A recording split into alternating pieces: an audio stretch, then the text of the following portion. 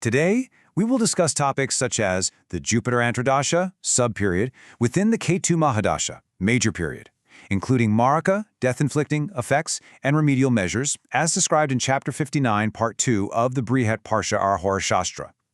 In this explainer, we are going to unpack one of the most fascinating and complex transitional phases in Vedic mythology.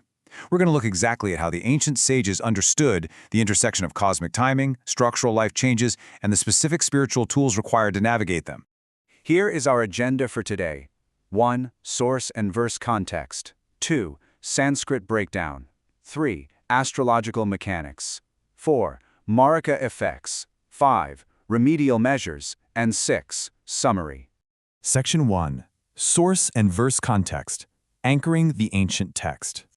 This analysis is drawn directly from the Brihat Parsha Arhora Shastra, which is widely considered the foundational text of Vedic astrology.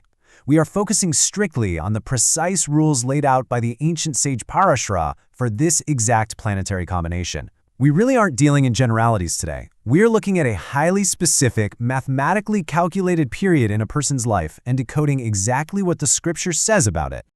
Section 2. Sanskrit and linguistic breakdown, the roots of the rule. So, here is the precise English translation of the text we're examining today, specifically detailing the Jupiter Antardasha within the Ketu Mahadasha. The text states, "Fear of premature death will be caused if Jupiter be the lord of the second or the seventh from the ascendant. The remedial measures to obtain relief from the above evil effects are Mrityunjaya Japa, recitation of Shiva Sahasranama. This is found precisely detailed on page 721 of our source translations. Notice how a highly specific condition is outlined here, where the usually benevolent Jupiter takes on an incredibly severe and, honestly, even dangerous role. Let's break down the Padacheda, or the word-by-word breakdown. This acts as our visual blackboard, allowing us to understand exactly how the original Sanskrit constructs this astrological rule and its corresponding remedy. First, Dvitiya means second, and Yuvana refers to the seventh. Nate means lord. So we're looking at the lord of the second or seventh house. Apamrtu Prayam translates to the fear of premature death or a severe life-altering crisis. To counter this, the text gives us Tat Dosha Pariharartham, which means for the relief of these evil effects. And the exact prescriptions? Mrityunjaya Japam and Shiva Sahasranama. There is absolutely no ambiguity here. The problem and the solution are tightly bound together in the linguistics. So the really crucial point is this. In plain English, the verse serves as a strict warning regarding house lordship entirely overriding natural planetary beneficence. Jupiter is universally known as the great teacher, the great expander, literally the most benefic planet in the sky. But this verse teaches us that structural placement, specifically ruling the second or seventh house, can completely flip a planet's agenda during its operational period. Section 3. Astrological mechanics and calculations. Mapping the bhavas. Astrologically, Jupiter is typically the great benefic. It represents wisdom, wealth, and grace. But sage Parashara explicitly states that when it assumes lordship of the second or the seventh bhavas, its operational nature flips to that of a Maraka. The second and seventh houses are known as Marakastanas, death-inflicting houses. Why is that? Well, because the 8th house is the house of longevity, and the 12th from it, the 7th house, represents the loss of that longevity. Similarly, the 3rd house is the secondary house of longevity, and the 12th from it is the 2nd house. Therefore, any planet ruling these houses is basically tasked with delivering profound endings or transitions. To apply this practically, we use a very strict calculation method. Step 1. You must isolate the ascendant, or lagna. The entire chart pivots on this point. Step 2. Systematically locate the 2nd and 7th bhavas from that ascendant. Step 3. Check the rulership. Does Jupiter rule either of these? For instance, if you have an Aries ascendant, the 2nd house is Taurus, which is ruled by Venus. But if you have a Scorpio ascendant, the 2nd house is Sagittarius, which is ruled by Jupiter. See the difference? Step 4. You must analyze Jupiter's exact degree, position, and dignity in the chart to understand the intensity of the coming effects. This brilliantly illustrates the application of our text. By looking at a standard chart diagram like the one found on page 293 of our sources detailing bhava calculations, alongside the heavy Sanskrit textual rules, we can visualize exactly how the ascendant's position dictates Jupiter's potential to trigger these severe Maraka effects.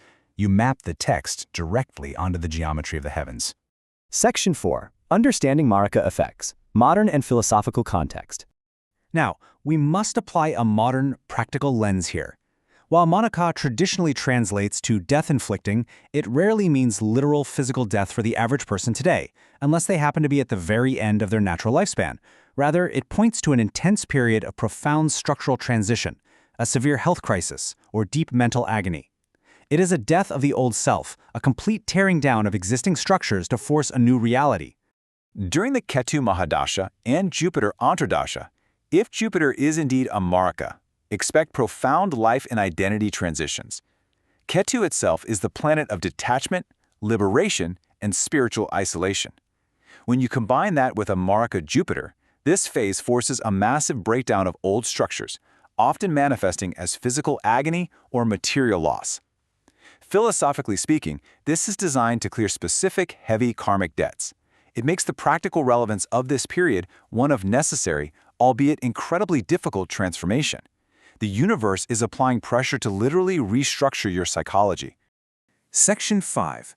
Marika Remedial Measures, or Upayas, the prescribed solutions. The ancient texts don't just leave us with warnings. They provide exact, engineered solutions.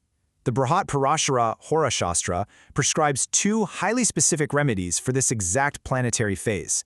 First, the performance of the Mrityunjaya Japa. Second, the recitation of the Shiva Sahasranama. To obtain relief from these specific evil effects, the text explicitly mandates connecting with the protective, transformative energies of Lord Shiva. Why Shiva? Well, because in the Vedic tradition, Shiva is the conqueror of death, the ultimate consciousness that transcends physical suffering. These remedies utilize precise sound vibrations to alter the energetic field of the individual.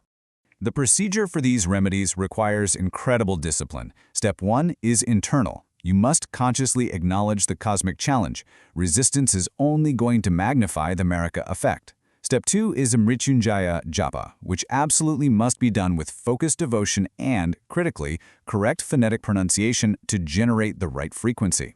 Step 3 is reciting the 1,000 names of Shiva, the Shiva Sahasranama. Together, these practices act as a powerful spiritual shield that mitigates the heavy karmic toll of Jupiter acting as a Marika. It's basically spiritual engineering at its finest. Section 6. Summary and Conclusion. Bringing it all together. In summary, the Jupiter Antardasha within the Ketu Mahadasha is a complex interplay of energies. While Jupiter is inherently a benefic planet, its specific placement as a 2nd or 7th lord during Ketu's period completely flips its script, triggering an intense karmic reckoning.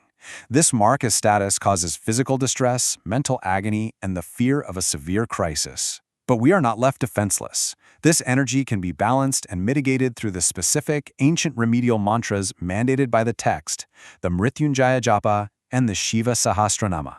And remember, these astrological rules always require precise, individual chart calculations to verify their application. I want to leave you with this question to ponder. How does understanding our deepest, pre-calculated astrological challenges empower us to transform crisis into spiritual mastery? This verse ultimately teaches us that cosmic friction is not a punishment. A Marika period is an invitation. A forceful one, yes, but an invitation nonetheless, to elevate our spiritual practice, to detach from the temporary, and to align with the eternal. On behalf of the Vedmata AI family, we humbly request that if you found this presentation enlightening, please share our video widely so that authentic knowledge from Indian Vedic texts can reach the masses. Let us all come together to participate in this Gyan Yagya, sacrificial offering of knowledge. Har Har Mahadev.